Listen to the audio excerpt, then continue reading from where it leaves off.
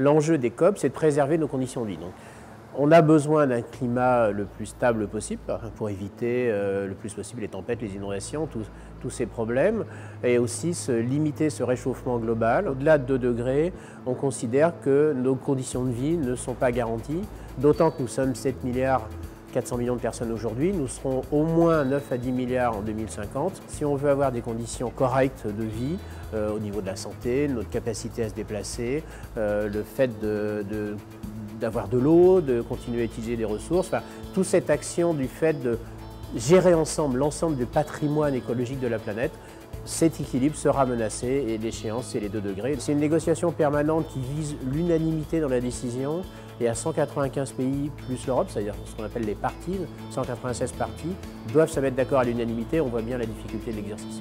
Nous, ce qu'on attend en tant qu'organisation multi-acteurs, c'est que les États prennent pleinement leurs responsabilités. Et le message qu'on a envie d'envoyer aux négociateurs, c'est regardez, la société est déjà en train de bouger à tous les niveaux et elle a besoin d'un signal fort pour avoir encore plus d'ambition. Donc c'est une double ambition.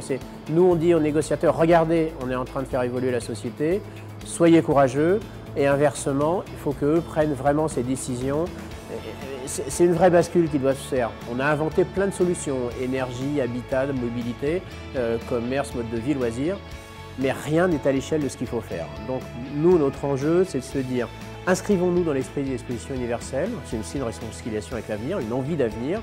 On a envie que les gens viennent au Grand Palais pour voir quelle est la société post-carbone, post-Paris 2015, en montrant que cette société, elle est tout à fait agréable à vivre. Évidemment, il y a des choses à changer, il faut des énergies renouvelables, il faut éliminer les déchets, enfin, il y a beaucoup de choses qui sont à changer complètement, mais ça peut exister. Donc du 4 au 10 décembre, il y aura des expositions, des conférences, des débats, on pourra découvrir des technologies, on pourra découvrir aussi comment combattre un des gros problèmes climatiques qui est que le climat, les dérèglements climatiques plus précisément, augmentent toutes les précarités, qu'elles soient sanitaires, pauvreté, accès à l'eau. Donc il y a aussi un grand enjeu social autour de ça. C'est vraiment une démarche dans le temps. L'enjeu, c'est il faut généraliser, il faut massifier, il faut changer d'échelle.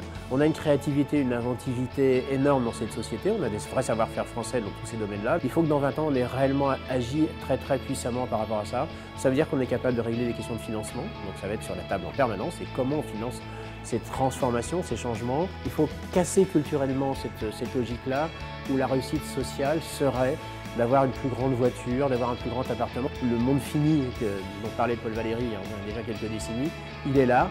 On est confronté à la fin des ressources, on est confronté aux limites des climats, on est confronté à tout ça. L'humanité est en train de se développer. L'idée n'est pas de casser le développement de l'humanité, mais il est de décorréler une courbe d'émissions de carbone, de consommation de ressources, de pollution, de la courbe de développement humain. Voilà. Et il faut séparer ces 2 courbes-là. Et ça, on a besoin de technologie, on a besoin de savoir-faire, on a besoin d'engagement et on a besoin de politique, et ça, c'est toute la COP21. Ce qu'on sait, c'est que le progrès ne doit plus se fonder sur la matérialité des choses, mais sur des valeurs plus immatérielles, et donc probablement un nouvel universalisme, en tout cas un humanisme